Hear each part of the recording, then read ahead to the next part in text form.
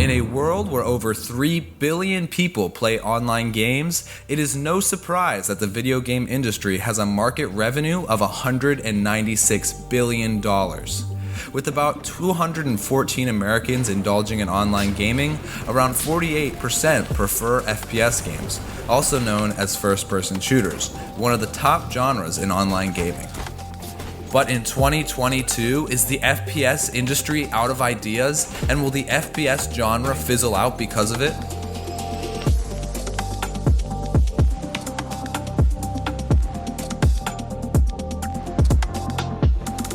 FPS games have been around for over 50 years, but where did they first start? Historians agree that the first real attempt at a first-person shooter was made in 1973 with Maze War, created by Steve Cawley. Maze War was installed on computers at the NASA Ames Research Center. In the game, multiple users could walk through a 3D maze one tile at a time, shooting other players, who are represented as eyeballs. Compared to today's FPS games, it's not that thrilling, but in 1973, it was mind-boggling. Skipping forward a few years, the 1980s were full of arcades. One notable FPS game found in these arcades was Battlezone. Players controlled a deadly assault tank capable of rotating and moving in any direction across a featureless landscape dotted with geometric solids and enemy foes. If you're paying attention, that's a pretty big jump in graphics quality in just about 10 years. The first real home FPS game was Midi Maze, released in 1987 for the Atari ST by Hybrid Arts. Players took control of a Pac-Man-like orb in the right-angled maze, able to move in any direction and shoot deadly bubbles at other packs. The game also allowed communication with as many as 16 players in the same maze, a real leap for the FPS genre. Moving on to a very notable title I'm sure many are going to be familiar with. In 1993, released by ID Software, one of the most influential games ever was created: Doom.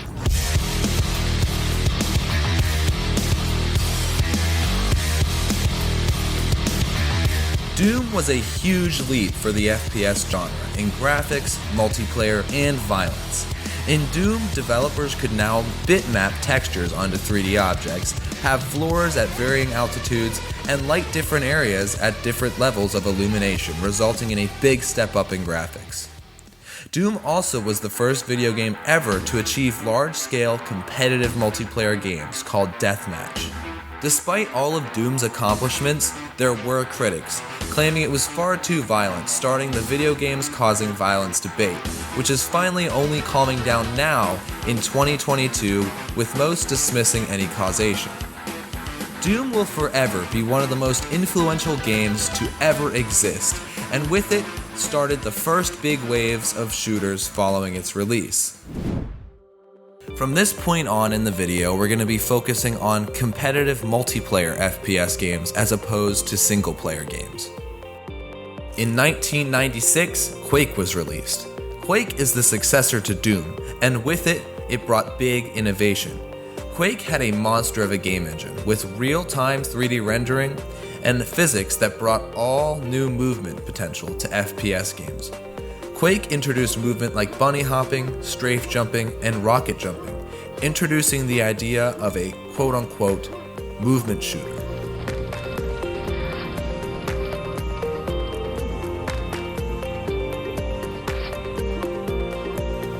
The next innovation is tactical shooters, an FPS game with strategy and, you guessed it, tactics.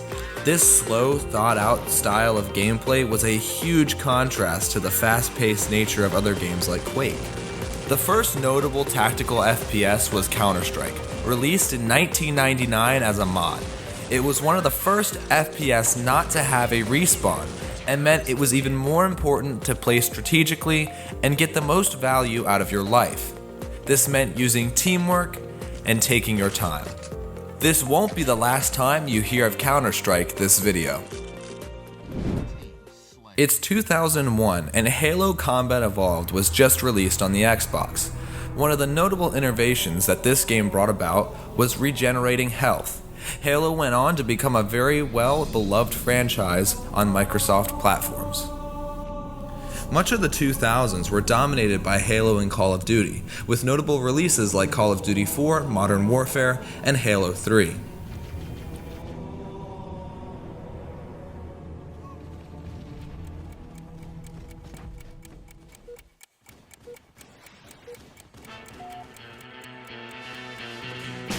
While Halo and Call of Duty were super popular, there were other notable titles from the 2000s. One of those games is still played today, and it is Team Fortress 2, TF2 for short. TF2 is the second Team Fortress. The original Team Fortress was a mod for Quake, made in 1999. It wasn't until TF2 that Team Fortress became what it is today. Team Fortress 2 has been in Steam's top 10 charts for 1.5 decades. This game brought the idea of heroes into FPS. These heroes had unique weapons and attributes that made them different from each other. Heroes in TF2 included Demo Man, Engineer, Heavy, Medic, Pyro, Scout, Sniper, and Soldier. These heroes have different roles. This style of shooter took out some of the complexity you'd find in arena shooters, and broke the different weapons down into heroes. TF2 made hero shooters.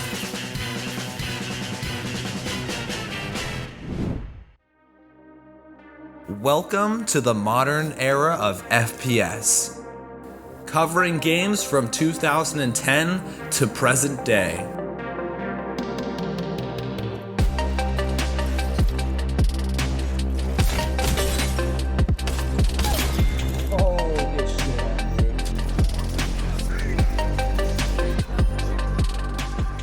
FPS games in modern times are nothing short of incredible. Ignoring gameplay and just looking at graphics, modern FPS games barely even resemble their counterparts from 50 years ago. Developers have been able to learn and grow alongside the genre, and with every success and failure have created games using elements all throughout FPS history. Pay attention to the release dates on many of these titles. Despite the early release dates, these games are still very popular and haven't been replaced by new and modern games. Makes you wonder why. Are people really okay with playing the same game with updates? Are creators not making new games because the older ones are doing just fine? Are gamers still really enjoying old games, or are they just playing them because of the lack of new releases? These questions are hard to answer, and we'll dive deeper into them and the data later in the video. For now, let's take a look and see what games have been released in the modern era.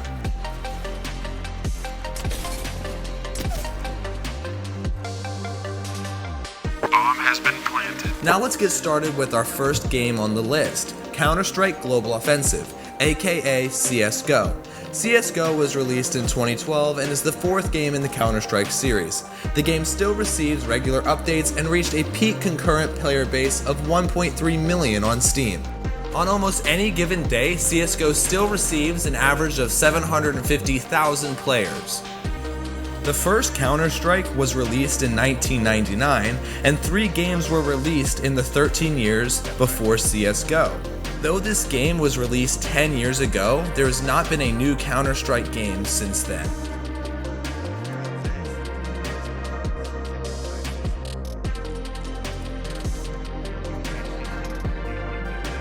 Terrorists win.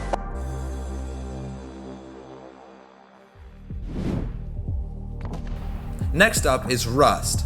Rust released in early access in 2013, with its full release coming out in 2018. Rust is a multiplayer-only survival FPS game. While the game has other elements other than shooting other players, its innovations make this game deserving of the list.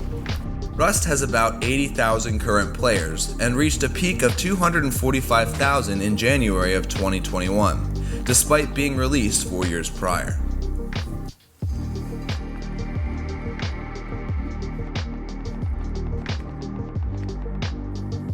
Third on the list is Destiny. Destiny released in 2014 and Destiny 2 released in 2017.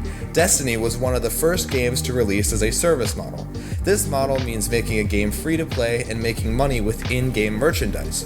Destiny also achieves unique gameplay by using elements from MMORPGs. Destiny 2 is still receiving updates in 2022.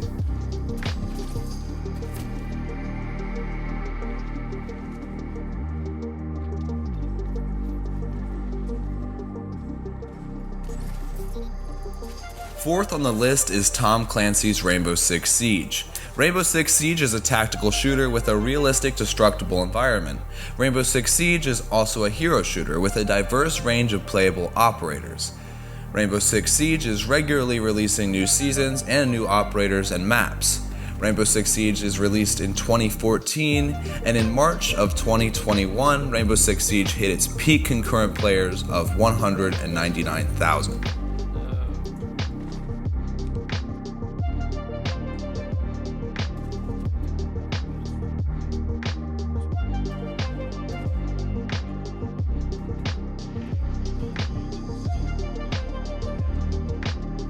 Fifth on the list is Titanfall 1 and 2. Titanfall 1 released in 2014 and Titanfall 2 released in 2016.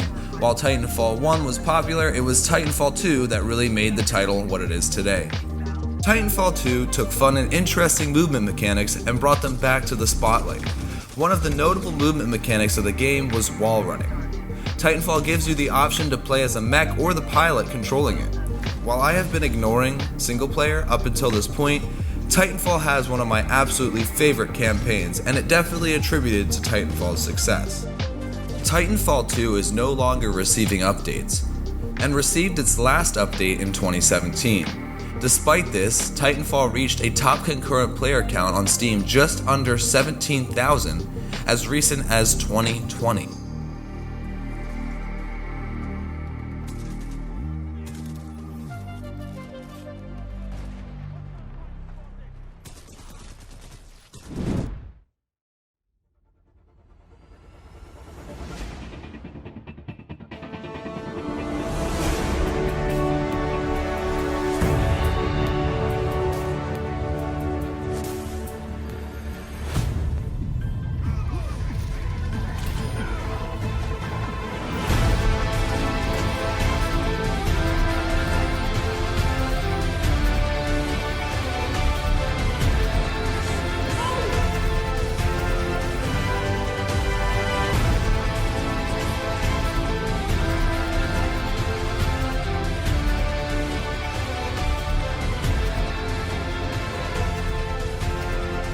Overwatch is an objective-based hero shooter released in 2016.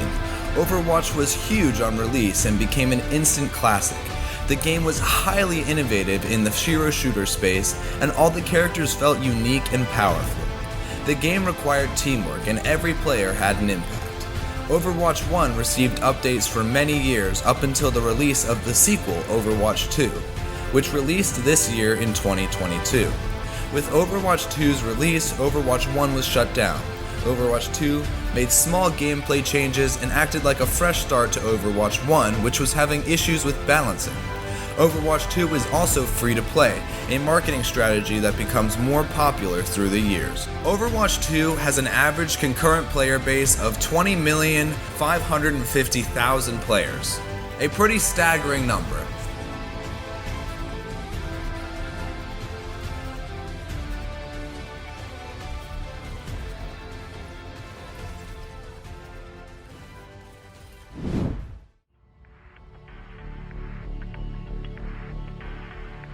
Escape from Tarkov is a realistic first-person extraction shooter. The game is still not fully released, and the closed beta was made available in 2017. The game feels completely different to many other shooters, and has an unseen level of realistic intensity and high stakes. These high stakes come from how the gear is used in-game. While the game has been out for quite some time, it truly blew up in popularity in 2020. In 2020, it hit 200,000 players. The game is still being updated and will probably continue to be updated until its full release.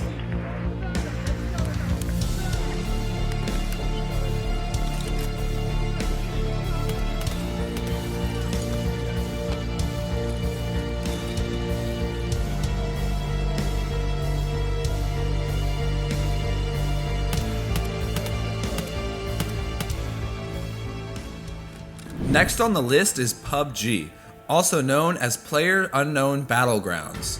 PUBG was the first successful battle royale. A battle royale is where a large group of players drop into a map and fight each other to be the last one alive. Battle royales have a constricting playable area, forcing players to get closer together and fight. In 2018, PUBG broke the world record of concurrent players on Steam, with 3.24 million concurrent players. PUBG Mobile is the most played FPS game in 2022, with an average of 500,000 players per day. PUBG is still receiving updates on all platforms.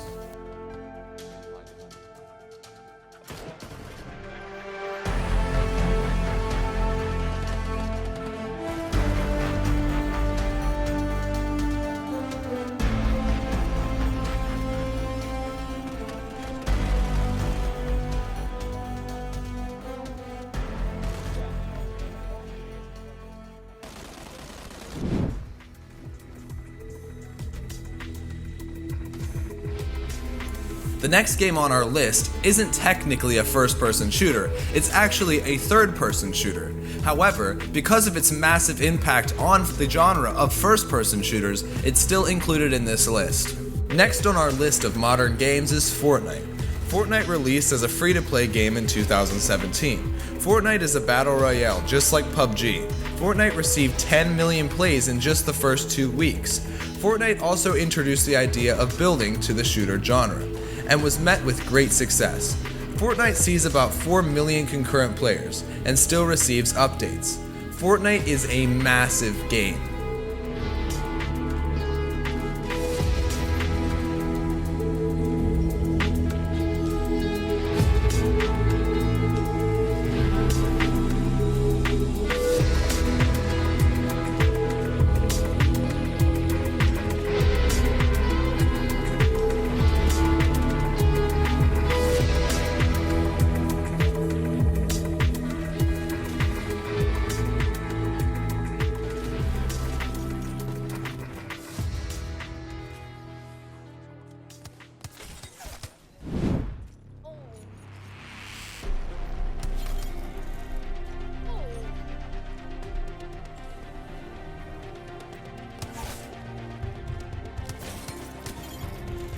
The second to last game on our list is Apex Legends. Following the BR trend, Apex Legends released during 2019.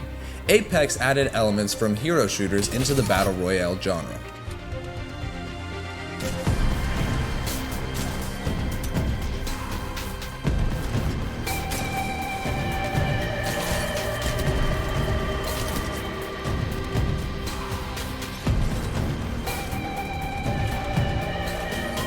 Every legend in Apex has different abilities to help them during the game.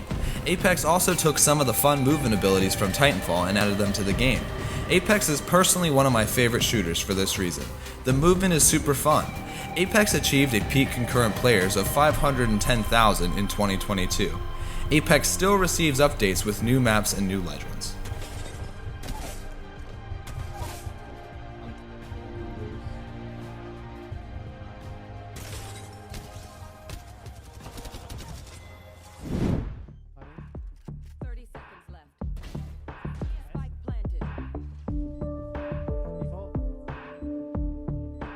The final game on the list is Valorant.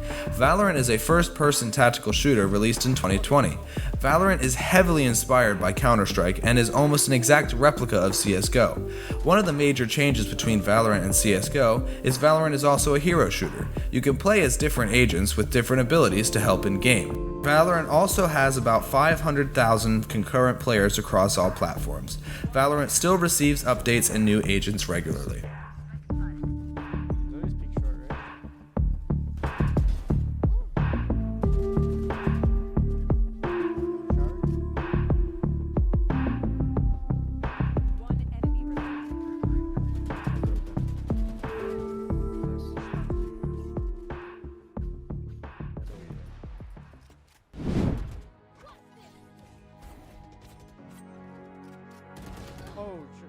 Now that we've taken a look at some of the modern FPS games, let's take a look at some of the problems and see how they're affecting the genre. To answer some of the questions posed in this video, no, I do not think FPS games are going to die, and I don't think devs are out of ideas. In my opinion, however, I don't think many devs have been able to pursue their creative motivations, and this is because new games don't release as often. It's too risky for AAA companies to pursue new games and new ideas compared to updating games that are already popular. In a blog post by Jonas Hitala, he talks about the decline of FPS games and how bigger companies aren't willing to take risks and simply follow what other developers are doing. In his words, we need to stop imitating and start innovating. But we also need to bring back the ideas of the classics. Another article by LevelSkip includes commentary on modern FPS games. They stated that there's nothing wrong with FPS games like Call of Duty, for example, but that the more hardcore and competitive gamers, the departure of quality of first-person shooters has been very, very apparent. The reason for the loss of innovation in the FPS genre is because if a game wants to be successful, it has to follow the tried and true structure laid out by modern FPS games. Game developers have found in order to make the most money, they need to cater to the average gamer since they are the majority. They have to make casual gamers feel like they're good at games. Hard to learn games apparently aren't worth playing anymore, so easy, instant gratifying games have become more popular. Games that are familiar with standard FPS mechanics almost always achieve some level of success if released by a AAA developer. This is even more true if it's released with a familiar name. Call of Duty releases a game almost every year, and all of their games follow the same structure. Arena shooters are a great example of how difficult and classic FPS mechanics that haven't been seen in the genre for a while are incredibly difficult for inexperienced players to learn. A large part of these difficulties is because that they are very different for most modern games. If you end up playing against a veteran as a noob in an arena shooter, you will get slaughtered with no hope of winning. It doesn't help that most people who play arena shooters are veterans at them, and they've been playing since the early days of Quake. Diabolical was released in 2020, and despite being made by a small developer company, 25,000 people signed up to play the beta. Of those, 99.6% of the player base quit and never returned after the launch. The casual gamer wants to win. It's as simple as that. The competitive gamer will not play games that have a small following because no one will care if you're good at an FPS game no one has even heard of. This leads to the massive followings of modern FPS games that have easy onboard and quick to learn mechanics. Unfortunately, this has also led to a decline in the quality of FPS games. Another thing holding back the FPS genre is money and fan loyalty. Games like Destiny 2 and CSGO would be hard to replace, especially if developers are pushing continuous updates, helping to keep these games up with the evolving technology instead of working on new ventures. Many gamers are also simply invested in the game's lore, storyline, and characters, making it hard to move from one game to another. To answer a question from earlier, do I think gamers like playing old games? Yes. Gamers are resistant to change until it's at their doorstep. I think developers know this, which is why they continue to update their older games. Old games are still generating revenue, and while it's making money, the dev's only job is to keep updating the game and keep it interesting for players. For example, Destiny 2 is Bungie's biggest asset right now, making the company an estimated $200 million in revenue. Compared to a newly released FPS game like Exomecha created by Twisted Red, it only generated $10,000. This stark comparison shows how difficult getting new games out there, especially by lesser-known developers, is. An even better example is CSGO. CSGO has been out for 12 years and has a ton to be gained by keeping CSGO available. The market for CSGO skins is estimated to be over $1 billion. New games just can't compete. These bigger developer companies aren't releasing new games. Destiny 2 came out in 2017, and while there's talk about a new game being released, it's been quite a while. To answer another question from earlier in this video, are creators not making new games because the old ones are doing just fine? Yes. In that case, if it's not broke, don't fix it. In my opinion, the biggest reason new games aren't coming out is because the most successful money-making model doesn't favor making new games. Free-to-play games have taken over the market.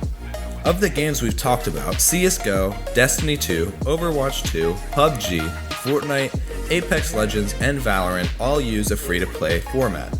These games make money by releasing microtransaction content like skins and battle passes.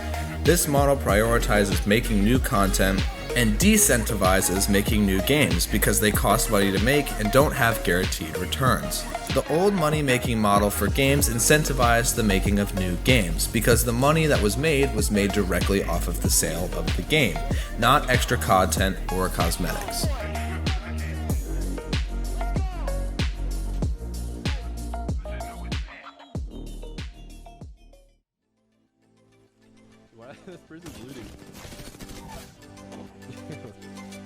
FPS games have a rich history, from Maze Runner to Valorant. The genre has evolved, developing new mechanics and new playstyles.